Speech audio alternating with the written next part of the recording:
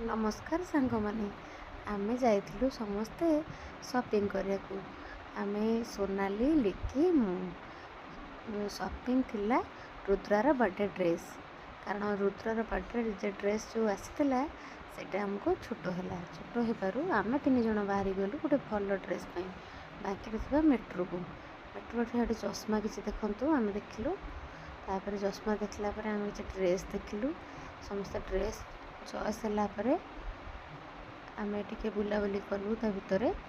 ବହୁତ ଭଲ ଲାଗିଲା, ସବୁ ଜିନିଷ ଆଭେଲେବୁଲ୍ ସେଠି। ଏଠି ଆମ ଭାଣିଜୀ ଦେଖନ୍ତୁ ଛୋଟ ଛୋଟ ପିଲାଙ୍କର ଡ୍ରେସ୍ ଦେଖୁଛନ୍ତି।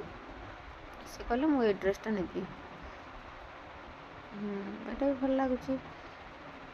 ତାପରେ ଆମେ ଗଲୁ ମାର୍କେଟ। ଦେଖନ୍ତୁ କି ସୁନ୍ଦର ସୁନ୍ଦର ମୂର୍ତ୍ତି ମା ମଙ୍ଗଳାଙ୍କର। ସେଠି ଦେଖା ହେଇଗଲେ ରୁଦ୍ରର ବାବା, ସେ ବି ମାର୍କେଟିଂରେ ଯାଇଥିଲେ।